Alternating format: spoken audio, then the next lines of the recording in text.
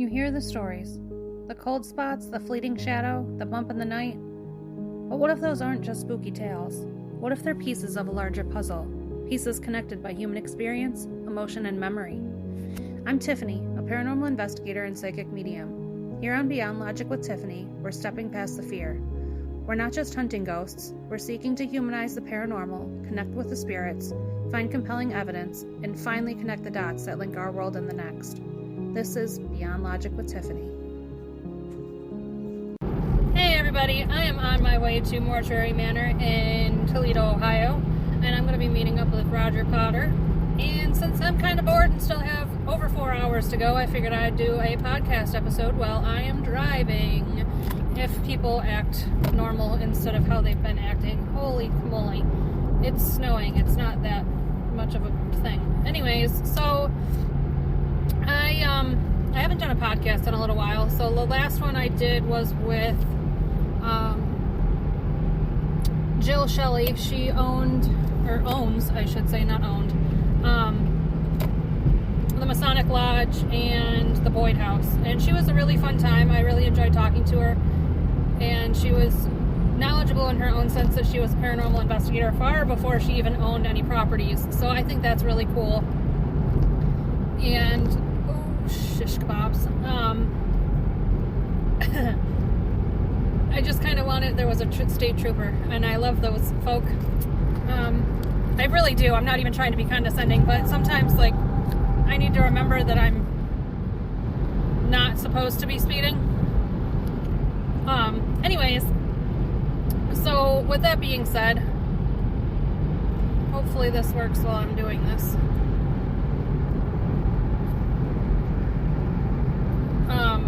There we go. So I just wanted to kind of give updates a little bit. I've kind of talked a lot about this big surprise that I had coming up. And the more that I've gotten into it, the more I realize that it's really not that big of a thing. But it is a big deal for me, so I'm going to make it a big deal. And I am proud to say that I have formulated my own LLC, so I own my own business. And it is one step closer to doing this full time instead of just for a hobby. So that being said, I am so freaking excited, and I'm so excited to reach out to some of the owners that I know of different locations that are around my state and eventually other states as well. So I'm super, super, super excited about that. And I'm very much super excited about this investigation. It's been planned for a while now. And it just seemed like it was taking forever to get here, and now it's finally here. This is a place that I have never been to before. I have traveled to Ohio for paranormal investigations. However, I haven't been in Toledo, Ohio in I couldn't tell you how many years. So this is exciting. It's at a brand new location to me. I believe it's even a fairly new location to people as far as investigating. So that's exciting as well. I'm so excited. But on top of all that, obviously I have mentioned other investigations going on. So I do have another investigation this month with BB Paranormal, which I am so freaking excited to finally meet them. We've talked on the phone, through text messages, we've done video chats, like you name it. We've pretty much interacted in any way we possibly can, except for meeting in person. And I'm so freaking excited to meet them and investigate with them. And honestly, I'm kind of excited to show off my new set of skills. It's not really new, but I mean, I feel like that's been an even more long time coming. So I'm like super, super, super excited for that. And then we've got a slew of other things planned as well. They want me to attempt to join them at the Indiana State Sanitarium, which I am going to try to do. I don't know if there's even any spots available. I know the Paranormal Girls was looking for a collab with a bunch of different teams. So that is a possibility. That's up in the air at this point. I have to to reach out to Brenda and see what's up with that, see if I can slide myself into there. Also, we have Cambry House with BB Paranormal, which I have been so freaking excited about Cambry House ever since the very first time I talked to John and Chuck. Like, I literally have been so hyped about this place. I cannot wait to get there. Honestly, I'm going to be putting a ton of miles on my car this year, but I don't even care. I am so freaking excited.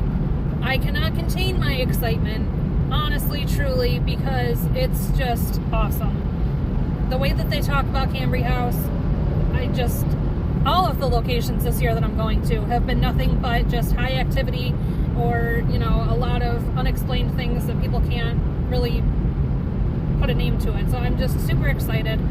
After Cambry, oh God, I don't even know what comes after that anymore. We have so many different investigations now. It's the three of us, which I absolutely love. I get along so well with them, and they've really turned into some of my really good friends, and it really sucks that they're so far away. But I'm willing to drive to them and investigate in their neck of the woods, and hopefully, eventually I can get them out to mine. But we'll see what happens this year. There's always next year too. But I'm so excited. After Cambry, I kind of lost my train of thought there for a minute. We're doing Asher Walton and the Rhodes Rhodes Hotel. And those places, that's a whole weekend, so they're going to have to deal with me for a whole weekend. Hopefully they don't get annoyed with me.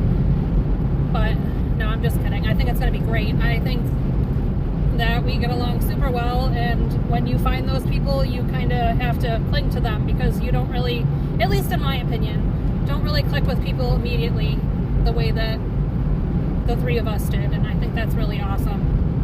And like I said, aside from the paranormal stuff, they've really become really good friends of mine, and I'm looking forward to and very eager to investigating with them and continue to collab with them. After that, I asked them to join me this time at the Spirits of Marco. So I'm very excited for that one. That one is also a fairly new location where it has been very active. I actually have the owner of Spirits of Marco coming on my podcast in the next few weeks, which I'm really excited to talk to her. Her name's Kate. She seems super nice as it is, and I just can't wait to talk to her and learn about the location. And then after that,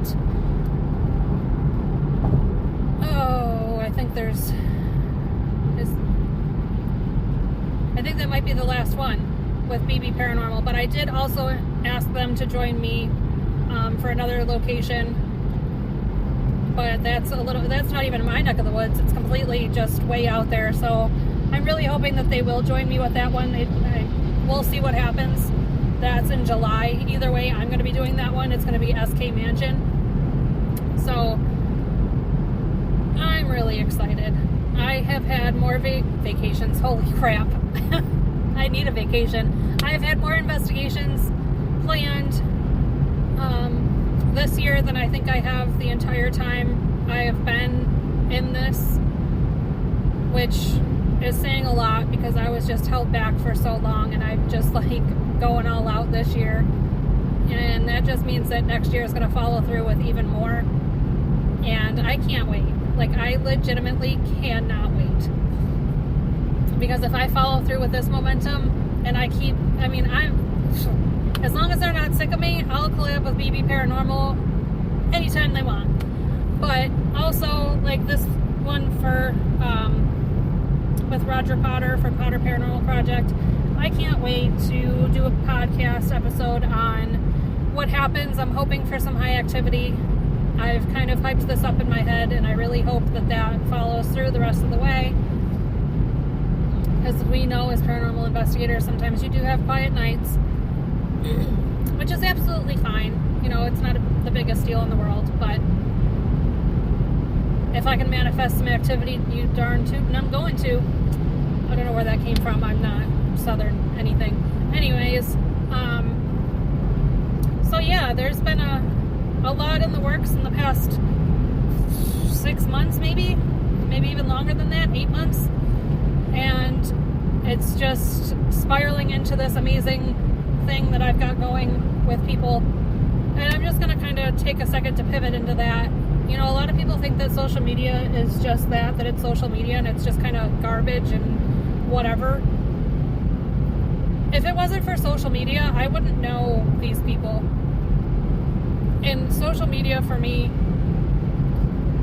is a way to meet new people. And honestly, like, I don't know what I would do without the support that I have from there's a few people that I've mentioned, but there's also others that I never would have met in a million years because they're on the other side of the country that have given me support beyond measure. And even there's people in the UK that, you know, I absolutely adore and have been more supportive than the people here in my current life. So when you say that social media isn't necessarily like real or that it's all bullshit and it's all garbage, okay, it is what you make of it. And I've had my fair share of the idiocy on social media. And I'm the kind of person that, like, I'm very genuine. And I'm not here to create drama. I don't like drama. I've said it 1.5 billion times. And I will honestly continue to say it until I'm blue in the face. But I take some of that stuff personally because I am still a human behind all of that. And as much as I tell myself not to take it personally, that people just suck, I'm still a human being. And, you know, I go in with really pure intentions. And I don't have soft skin by any means. I am a very thick-skinned person. Between my job, the shit that I deal with in my everyday life, and just the bullshit that I was raised from, like, I've got thick skin. If I didn't, I wouldn't have survived. But there are certain things that, like, I do take personally, because when somebody uses my words against me, that's the shit that bothers me, especially when I do it in a genuine way and you take it as I'm trying to be an asshole. I can be an asshole. I definitely can be, and I will show you what that looks like if you push me far enough. But I don't like going that route. I don't like doing that. I'm a very easygoing, laid-back person. If I piss you off, just tell me so I can fix it. And trust and believe, I will do the same thing to you. I'm going to tell you when you've crossed a line. I will tell you if you've offended me. Which, to be honest, it's not that easy to do. Because I'm such an easygoing person. Because I am so, you know, understanding of life and the bullshit that comes with it. So just keep in mind that there are people that are actually like humans behind screens. And I know I said that, I think, from my second to last episode. But I just feel like it's important enough to mention it again. But anyhow, so if you have been following my page on Beyond Logical Tiffany, I have come up with some random ass questions again. And one of them, it really struck me as intriguing today, actually, that I posted it, was the definition of a demon. And I've come to realize that in this field, a lot of people put negative entities as demons. And truthfully, I don't know if I believe that demons exist. I wasn't going to put that on my page, not for fear of anything, but just because I wanted to not sway others' opinions of anything. I like getting people's opinions and not putting my thoughts in there and just agreeing or disagreeing, well, not even disagreeing, but agreeing with their standpoints or commenting on the little tidbits that they post and try to make them support it further, to exaggerate their beliefs a little bit, I guess, or to just get more clarification on things. And I had to put a PSA on my post because people suck. And I really shouldn't have to do that, but I did anyway.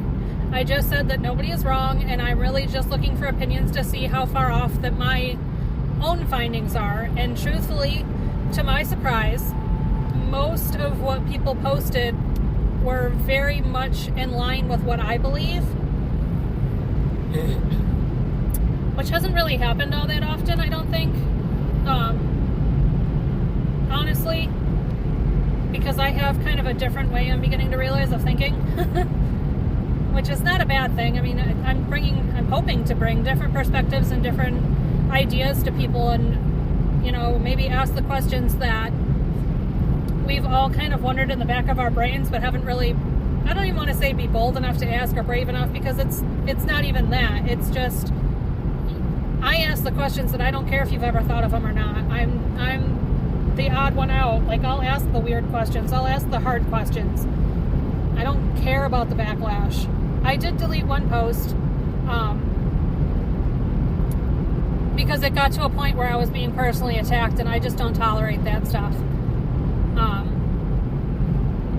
I will debate an opinion. I will challenge your opinion only if I'm trying to get clarification of it.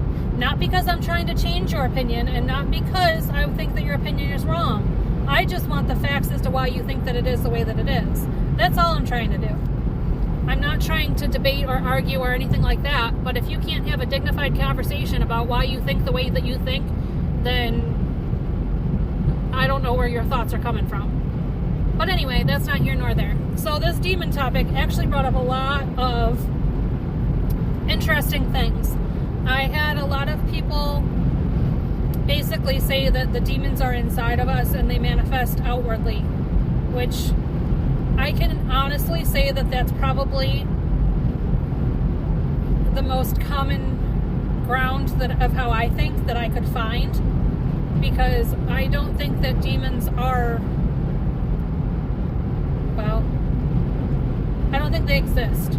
I think that they are all internal. I think that they're manifested through,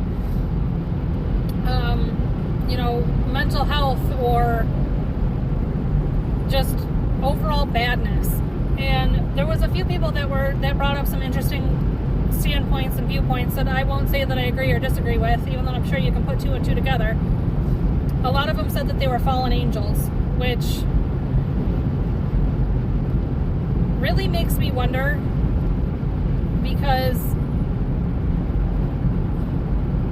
Lucifer was the first fallen, well, not the first, but he was a fallen angel, right? And he was the epitome of what is bad. But I don't think he was. I think he was human nature. I think a lot of people took him as he was going against God instead of just being an actual human. And he got banished from whatever heaven is. And then there was other people that were saying that they are the people that try to go against God, or they try to be the embodiment of God, which, again, not here nor there, but their thought processes were interesting. And it's really interesting even still, and it really makes me wonder how many people that are in the paranormal field either lean one way or the other. You're either very religious and you believe in God, or I feel like you're not, and you're more spiritual, or you just don't believe in anything specific, more like an agnostic person. So, that being said, there was another comment that was made about the Hinduism and how the Hindu believe that basically it's essentially mental health is what it comes down to. And I think that they're probably the ones that are most in tune with human nature and how it operates. And I don't have I do have a problem with religion. I'm not even going to sugarcoat it. And that's exactly why. Because we have one extreme or the other. You have the extremes that believe that everybody has to be perfect, or that they can do whatever they want and they're going to have their sins repented. Or you're going to have the people that, are realistic and believe that, stuff happens. You're a human being. So, one of my good friends actually chimed in, and I was hoping that he would, because he has got a fairly decent grasp on, well, he knows me, first of all. And he knows that I'll challenge his views in a respectful way, and he is the only one that really answered Well, no. There was actually quite a few that answered in detail, but he's the only one that actually read my responses and emphasized what he'd already said in different ways, so I knew that it wasn't just, yep, this is how I believe, and I'm right because I'm right. He went into detail, and he explained why. And even all of my counter questions, he still went into detail and explained why. And he brought up the heaviness of, like, the feelings of heaviness and mental health, and basically that we create our own demons, or if you have a mental illness, they create the demons inside of you, and your faith is what will set you free, essentially.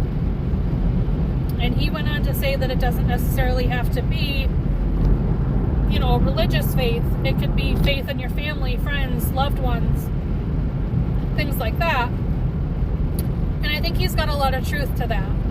And I think that a lot of people that are spiritual, or, you know, have that kind of thought process, recognize their light, and they don't let those things shine in on them. And I'm not going to say that they don't have dark days, because I am not a beacon of light. I'm not the epitome of darkness either. But I do have my days, more often than not, that I am very positive. I try to surround myself with positivity. I try to be super bubbly. I try to, you know, see the light in everything. And then there's days that I want to curl in a ball and not move and not talk to anybody. Or that I just don't feel like it's worth it to interact with people, and if I do, I snap. So honestly, this kind of came about in a really odd time in my life. And I've been dealing with some really heavy stuff to a point where I legitimately did not talk to anybody for days. I hit my dark, and I am fighting to get the light back, but in a different sense. For the first time in many, many years, my shoulders feel light. I've realized that they're not pinned up to my ears. My chest isn't popping. My chest doesn't hurt. I have been able to sleep. My nervous system shut the fuck down. And I'm just now, like, I literally, for whatever reason, I always need to have my music loud. I can't listen to it at a normal volume. But I was dancing in my car. I haven't danced in my car in, I don't even know how long. And I didn't even care who watched me. Like, there was people pulling up at red lights and watching me dance. Like, I don't care if you know that I'm happy. Like, I have waited years for this shit. So, yes, I do feel like that our demons are internal. But I don't necessarily think that demons are real. I think it's just a word that we use for the heavy. And it's all about how you battle those demons that makes a difference. You can either let that win, or you can continue to go and move on and, you know, just,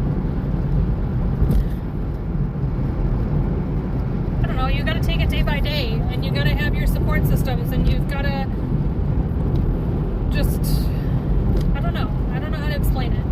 But I feel like there's a lot of truth in the fact that we create our demons, and that if you're not strong enough, you let them overtake you.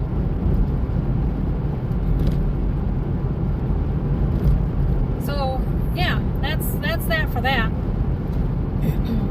And the other interesting thought that I had, so there's a couple coworkers, 3 actually, to be exact, that go on cruises all of the time. I've never been on a cruise. It is a goal of mine in the next year or two to get on a cruise and experience it once in my life. Terrifies me. Scares the ever-living shit out of me. But then it got me thinking, are cruise ships haunted? And that sprung a lot of hesitation for people, I guess. But there were a few people that actually gave me like definitive answers. One of which is where like other people around their room heard people moving this furniture in a room that was, I believe they said above them or below them, either way. And when they reported it, they said that there was nobody in that room. So that was pretty neat. Another person said that they heard cats meowing, which is really interesting also because it's a ship. Like, there's probably not cats on a ship. But there was a few others that brought up the Queen Mary, which I did a little bit of research on. Like, I know what it is, I know where it is. That would be a really cool place to go and visit that location. That's obviously, I shouldn't say obviously, but that's really haunted, according to a lot of different reports. I had somebody from Australia actually comment, which was freaking amazing. Australia is like my bucket list place. My great grandma used to go there all of the time. She had a pen pal there, and ever since then, it's just been on my bucket list. I don't know why. Aside from her, the views are freaking amazing. But also, I want to apologize. It's gonna skip a little bit. I ended up hitting a bump and my phone completely disconnected from everything. So yeah, that's why it kind of is a little choppy. But anyways, Australia is a place I'd love to go. But anyhow, they commented on my post about the cruise ships and gave me a lead towards a really well-known ship that apparently is like a phantom ship that they see in the water every now and again, which I just think is really awesome because that's, the ship itself shows up. Like, how freaking phenomenal is that? And then there was a few other people that were like, well, cruise ships are so busy that most people don't pay attention to that stuff, which is absolutely a fair statement. And I absolutely agree that most people aren't going to be paying attention to it. But that doesn't mean that other people haven't had experiences. Obviously, there was people that commented that had. And then there was a few people that were just ignorant, which, of course, I whatever. That's going to happen. But I don't think people realize that people do pass on cruise ships more frequently than you would think. Like, they have morgues on most large ships because you need a place to keep a body. Like, you can't just let it start to decompose. That's kind of shitty. But it's kind of shitty to die on a cruise too. Christ. The people that I've dealt with so many dead bodies where I work, it's honestly uncanny. Like, I've gotten desensitized to so many things. I should just do a podcast episode about the shit at work. But anyway, there was a few people that commented that I do agree and did think of, but they don't really answer my questions, which bothers me in a way, because that's just like my OCD type brain. Like, if I ask a question, just answer the goddamn question. But I understand that that's human nature, that I can't control that. Anyways, but a lot of people did mention the fact that the oceans are more haunted than the cruise ships, which I fully believe. So, does it matter which part of the ocean they're on? Do the ghosts just climb aboard every time, it passes a certain way through to get to a certain port? There's so many other questions that can stem off of all of these things. I want to visit Pearl Harbor. That is one of my absolute bucket list locations. I want to see where the ship sunk, and I want to see just all of that area. Just seems awesome. Not for nothing. I mean, I think maybe I haven't, but I absolutely love that time frame in history. Like, World War II is legitimately my favorite time period. I know that sounds stupid to some. I mean, like, the Holocaust fascinates me. World War II fascinates me. All of that time frame in history is just, I love it. And it has always stuck with me. I don't know if I was part of the war. I don't know. It's just always been my thing. Like, and a lot of people do that. Like, my stepdad also knows that. Like, we would watch that movie, Pearl Harbor, all of the time together. Like, to the point where I was like 7 or 8 years old and knew when to close my eyes so I didn't see the gore. Like, I loved it. But that's like a bucket list destination right there. But going back to like the ocean being haunted and stuff, there are so many people that have dropped bodies in the oceans and that have sunk on ships and passed away. I could only imagine the stuff that's in the oceans as far as energy and stuff like that, because that would just be awesome. So then I'll dive right back into my really weird questions. I'm looking for like a super specific group of people, and I was watching a movie, like a clip type thing, a reel, I guess, on Facebook, completely unrelated to anything paranormal, but it was about a pilot seeing things that he couldn't, like seeing things like up in the sky, and then I'm like, well, what if he couldn't explain it? Like, what if there's things that pilots see, you know, that they have to either just pretend doesn't exist or brush off because they don't know whether what they saw was like a thing or not. So I'm looking for anybody that's a pilot that has seen something in the sky that is completely unexplainable, and if you're willing to share, I would love to either have you on the podcast, my podcast, or give me permission to use your story.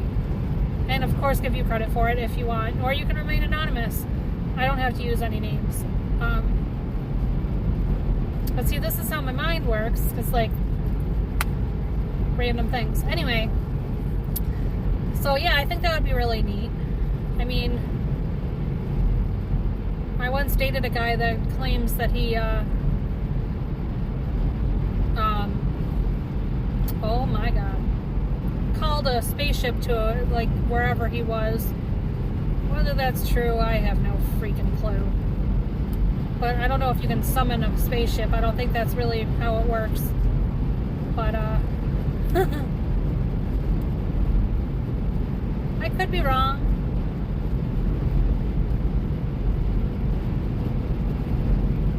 Yeah, that's my story, and I'm sticking to it. Now this is kind of an all over the place episode, as always. I never really stick to one topic unless I'm with, or well, not with somebody, but talking with somebody.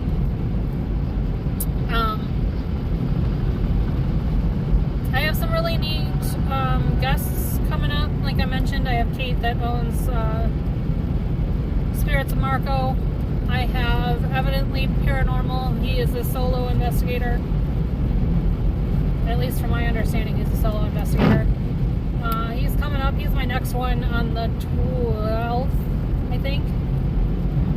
And then I've got an author of a book that basically focuses on children as psychics, and ironically enough, it's basically stemming off of the Gateway Project, which is what I did my podcast episode on a few episodes ago, and it kind of stems off of that into the gifted program that they apparently did with kids. At least that's what a lot of people say and remember and all that. So that's exciting. And then I've got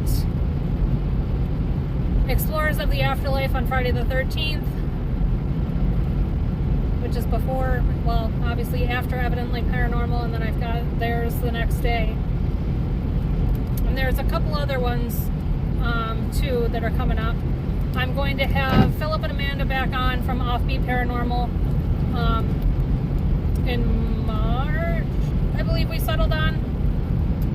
I'm super excited to have them back on. They're an awesome couple. They're literally couple goals. I love talking to them. I talk to them kind of frequently about random stuff all of the time. I'm excited to have them back on. The last time they were on, it was an awesome time. I will be featured on Buck's Paranormal Podcast. He is based out of the UK in March as well. I believe that's March 8th. So stick around for that. Hopefully he will be tagging me in that so you guys can listen into that one. I know, but I had him on my podcast, and he admitted that he kind of wasn't really used to being the one to be asked questions. He's used to being the one asking. So I'm kind of the same way. I'm used to being the one that's kind of in the shadows and listening and asking the questions. So it'll be exciting to be a guest again on a podcast. This will be my third one, I think. Third or fourth one that I've got in the works. Maybe it's only my second one, and I've got the third and fourth ones planned. I don't know. Either way. So that'll be exciting. I can't wait for that. And then in April, I will be on the Paranormal Girls podcast, and I apologize in advance because I can't remember the name of their specific podcast, but I have some time, so I'll definitely get that name out to get them some recognition as well. And if you haven't already checked it out, make sure you check out BB Paranormal's podcast, 31 Sins. It's linked through their YouTube. Amazing guys. They really are, like, really genuine people. They've definitely taken me under their wing a little bit, and I appreciate that. Like I said, I would literally collaborate with them anytime, as long as they're not annoyed with me. But make sure you check out their podcast. They have a lot of stuff in the Midwest that they do. They've gotten some really awesome evidence, and truth be told, I haven't really watched a whole heck of a lot of their evidence on Cambry House just because I am the weirdo that needs to go in blind. I love going to investigations without knowing much of anything about anything. But I also need that other person that knows things about things because I need confirmation. So when I do these things like solo, it does change the dynamic just a little bit. Like this place that I'm on my way to, Mortuary Manor, I'm probably honestly going to Google search some things and see what I can find out. I know nothing about the place aside from what it is. So that'll be exciting, and hopefully I can get some credible evidence to show. And like I said, there's going to be a podcast episode based off of it. I also plan on having... Nope, I will... Okay, so I'm going to backtrack 4 seconds. So BB Paranormal was my first podcast being a guest. I did the Trap Souls podcast, so be sure to check out his podcast as well. He asks some really good questions, and some of them kind of tripped me up a little bit, to be honest, but I did eventually fumble my way through. He's an awesome person, too. He seems like he's very experienced, very to the point, direct, no bullshit kind of a person. Bucks will be my third one, and then Paranormal Girls will be my fourth one. However, I am going to be back on BB Paranormal's podcast before we go to... Well, I don't know if they want to do it for each location or just certain ones, but definitely I'm going to have them on before we go to Cambry, and I'm definitely going to have them on mine if they're willing to before we go to Asher-Wilton, because those are the two houses that I have been most drawn to. We are going to Villisca first. That's going to be our first collaboration together. They want to do a podcast before we go out there, so keep in mind that that's going to be coming up. And we're also planning on doing one after. So we're going to be back on each other's podcasts, and that'll be fun. I'm really excited for all of that. So yeah, there's a lot coming up in 2016. 2026, and this year I've hit the ground running in more ways than one. But it's been amazing so far. Everything is, really going full speed ahead. So I've been kind of diving into my mediumship a little bit more with people instead of just reading the energy of buildings. I have the opportunity that I have gotten some leads through another girl that owns her business, and she has allowed me on to basically get myself out there. So I've been diving into that, and I just did a group, group reading. And I had some really awesome messages come through with people. On top of all that, we were talking about the year of the horse and how we just need to let stuff go, and that's what the year of the snake was all about, is just letting go of the snake and shedding all of that skin and just, I don't know. But let me tell you, the snake ate itself in my life, and I am strangely relieved from it, and that just makes that this year of the horse, starting on February 17th, the Chinese New Year, much more feasible for me, and I'm excited to see what this year has in store for me. I have a lot of investigations coming up, a lot of fun investigations coming up, a lot of really well-known places to have a lot of good energy. And I don't mean good as in positive, I mean constant. So yeah, that's what's coming up in the future. That's what's going on with me. And I hope you stick around for all of it, because I know that I'm excited for it and I enjoy doing this. And yeah, I think that's all I got for now. I've still got almost 4 hours, I think. Maybe a little less than 4 hours to go in this drive. So I'm going to rock out to some music, and I really hope it stops snowing soon, because honestly, I am over it.